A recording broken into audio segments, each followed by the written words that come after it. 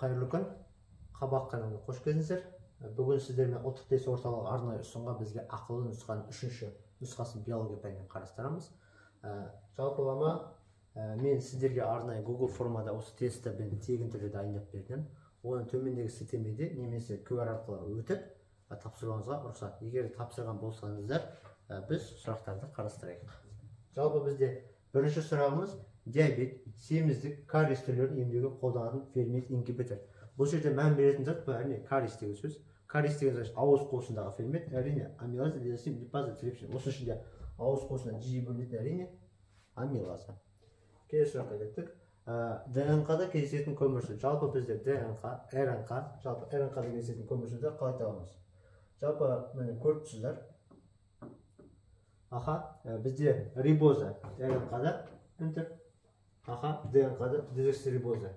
Яғни бізде РНК-да кездесетін не? Әрине дұрыс жауап рибоза. Ал дезоксирибоза ол ДНК молекуласында кездесетін көмірсу. Егер де толыққанды мағлұматы 9-527 бетінде қарай аласыздар. Ол барлық оқулықтар төменде сілтемеде орналасқан. Ары кеттік. Қанның сұйық бөлімі. Қанның жалпы екі бөлім тұратын бөлістер. Ол әрине қан жасушалар эритроцит бетіне кетеді. Одан кейін қан сұйықтығы. Ол әрине қан плазмасы болып келеді. Сонда дұрыс жауап бізде плазма. Плазманың толыққанды ақпараты жерде берілген. Өздеріңіз экранды тоқтатып көрулеріңізге болады. Бар ақпараттар 8-ші биология 76-77 бетте берілген. Келесі сұрақ 4-ші ұлпа сұйықтығынан түзіледі. Бізде ұлпа сұйықтығынан көптеген оқушылар дұрыс жауап берді деп ойлаймын. Әрине дұрыс жауап бізде лимфа. Міне. Оның барлық қалай түзілетіні жерде ақпараттар берілген. 8-ші сыныптың 72-ші бетінде орналасқан. Келесі сұрақ.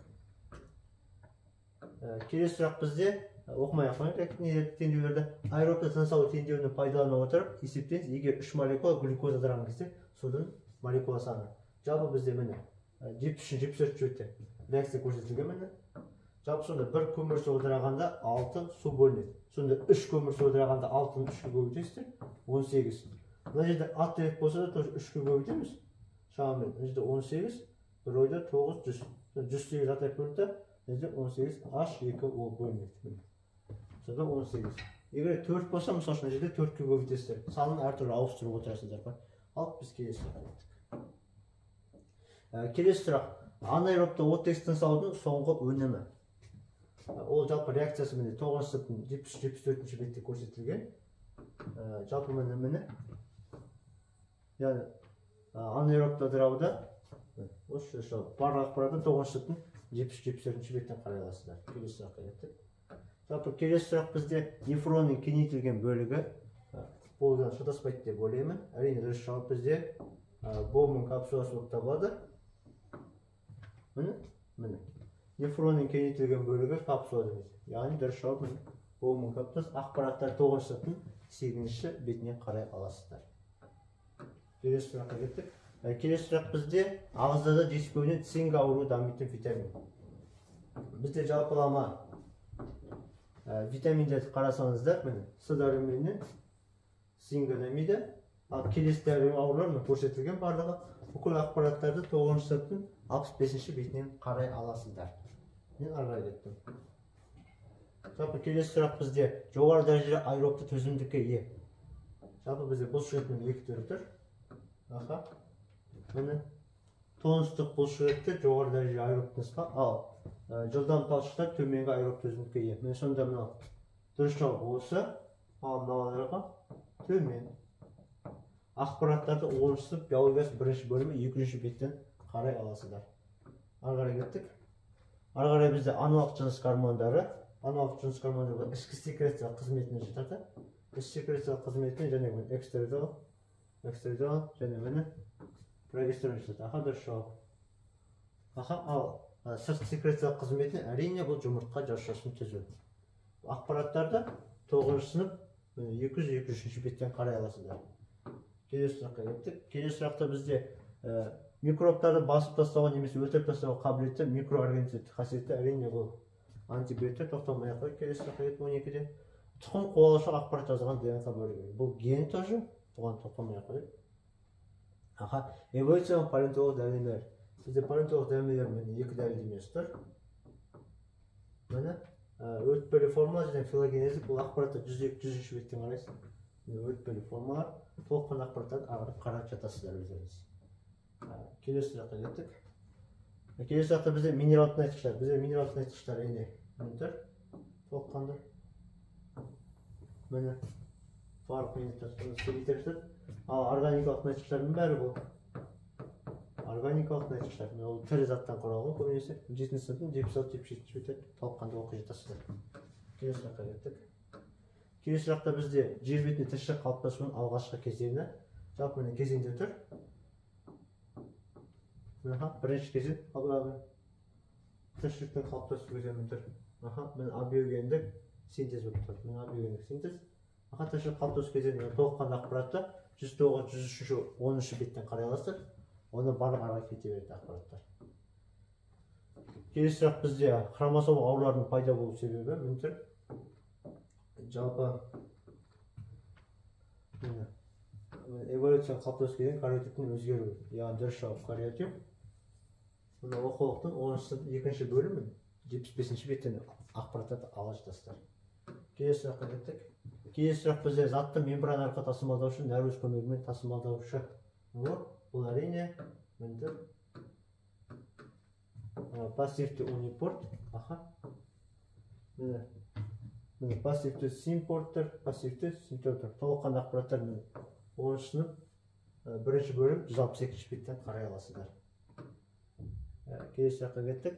Жапырақ жүйкесінің қызметі. Жапырақ жүйкесі міндет. Жүйкелер өткіш ұлпалардан ксилофлометр, яғни заттарды тасымалдап, оқулықтың 7-ші сынып 109-ші беттен қарай аласыздар.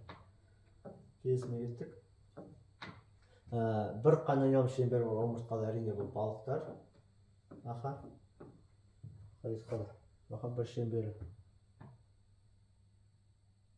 Барлық балықтарда шемішектер міндет бір шеңбері канониум жүресің, балықтарда мынау екеуден шеңберден. Оқулықтың 8-ші сыныптың 100-ші бетінен қарай аласыздар. Келесіне кеттік. Келесі бізде спор арқылы көбейетін өсімдіктер ене бұл қаражапырақ, бұған тоқталмай қойын, тағы да ақпараттар береді. Келесі хлорофилл пигментінің негізгі қызметі әрине бұл фотосинтез. Міне 9-ші 6-шы бетінен қарай аласыздар, хлоропластын көрсетті. Міне фотосинтез қатысу. Келесі жаққа кеттік. Келесі жақта бізде емдік сарысу енгізген кейін пайда болатын иммунитеттің түрі. Бізде жалпы иммунитеттің 2 түрі бар міне. Міне әлсіз емдік сарысу арқылы жасанды иммунитет. Міне жасанды. Енді біз келесі сұраққа кеттік. Келесі сұрақ бізде 20-ші сұрақ криминалистика медициналық генетикалық материалды талдау жасалатын әдіс әрине бізде ПТР немесе ПТР дейді қысқартып айтқанда, немесе полимеразы тізбектік реакция. Дұрыс жауап. Осы дұрыс жауап. Біз ары қарай енді толық ақпараттарды 10-ші сыныптың биологиясының 210-ші бетінен қарай аласыздар. Келесі сұраққа кеттік. Келесі сұрақ бізде 24-ші сұрақ фотосинтез негізі қоры жинаушы ұлпа. Жалпы бізде ұлпалардың түрлері көріпсіздер. Осының ішінен бізде қарасыздар негізгі ұлпалар міне фотосинтез қоры жинаушы ұлпаларға жатады. Енді біз келесі сұраққа кеттік. Келесі сұрақ бізде қызыл және ақ түсті раушан гүлді будандастырғанда бірінші ұрпақтарға даралардың өзара шағылысу кезінде эффект фенотипінің қатынасы. Ол жалпы бізде ақпараты толыққанды берілген. Ақпараты бізде 159-шы бетте берілген. Оны толымсыз доминанттық деп айтады оны. Яғни мысалы үшін бізде қызыл түс болуы мүмкін, ақ түсі болуы мүмкін, сосын қызғылт болуы мүмкін. Мысалы үшін не дейді? Голубой деген сияқты. Голубой фиолетовый деген сияқты. Ары қарай біз келесі сұраққа кеттік. Келесі сұрақ бізде міне толыққан мәтін. Суретте 15 санын көрсетілген сүйек дейді. 15-ті қарайсыздар. Міне. 15-те мін тұр. Міне. Бұл дегеніміз 15-те мін тұр. Шыбық садақ сүйектер, яғни бізде 15-те көрсетілген шыбық сүйек. Бұл толыққанда 8-ші сынып биологиясының 131-ші бетінде көрсетілген. Келесі сұраққа кеттік. Ұзын сүйектерге жатады. Ұзын сүйектерге міне бізде список көрсетілген. Қарасаңыздар.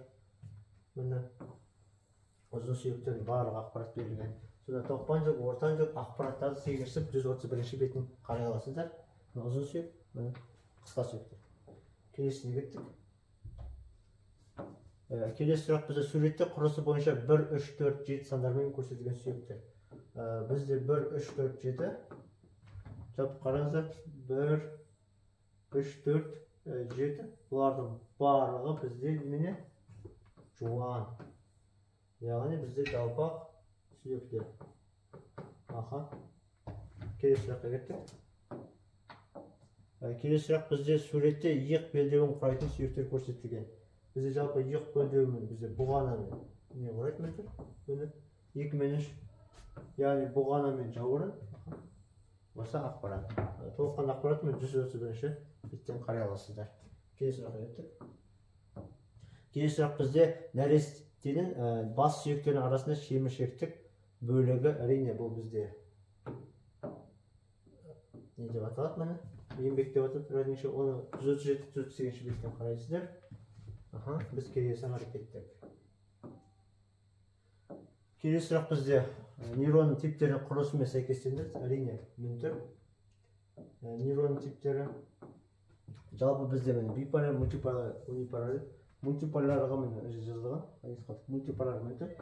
Нейрондардың бірнеше дендрит пен бір аксон болады. Значит, денриттер бірнеше мультиполяры мынау. Биополяры міне жүректер ақпаратының. Биополяры бір дендрит пен бір аксон. Сосын, міне. Келесі сұаққа кеттік. Келесі сұрақ бізде адам гаметогенез кезеңдерінің ерекшеліктерімен сәйкестендіріңіз. Бізде адам гаметогенезінің кезеңдері көрсетілген. Мөлтір өсу кезеңі тұр. Мөлтір өсу кезеңі. Сосын жетілу кезеңі, жастық жетілу кезеңі. Өсу кезеңі тұр. Бір реттік овоциттер айналады. Міне, өсу кезеңі. Жастық жетілу кезеңі міне көріңіздер. Эвколикоз бөліну. Толыққан ақпарат. Міне рецептің жетілу кезеңі мөлтір. Жетілу кезеңі. Осылай. Келесі сұраққа кеттік. Жалпы оқулықтың 137-138 беттерден ақпараттарды қарай аласыздар. Келесі сұраққа кеттік. Келесі сұрақ бізде вазопрессин қызметін бұзылуынан тудыратын ауру түрлері. Вазопрессин бірінші АДГ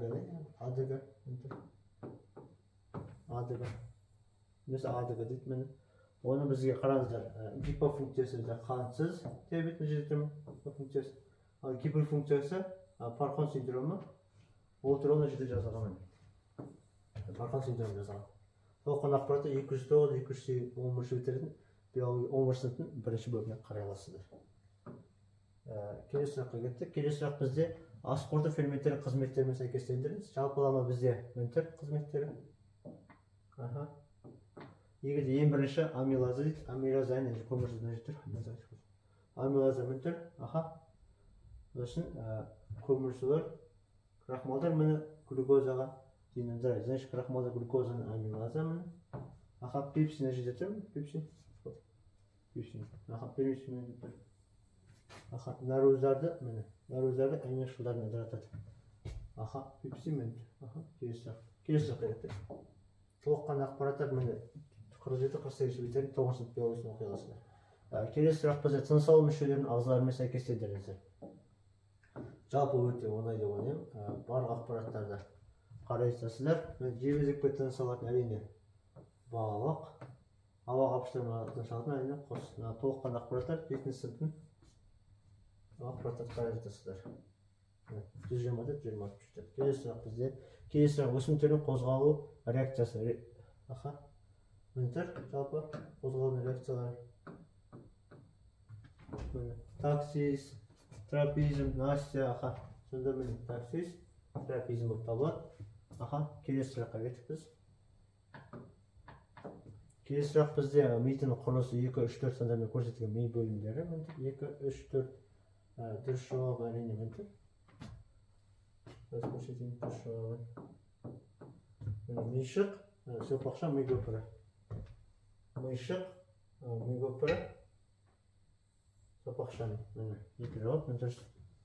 ақпараттар 167-ші беттен қарай аласыңдар. 7-ші сыныптың. Келесі сұраққа кеттік. Адам ағзасында газ алмасып жүретін мүше.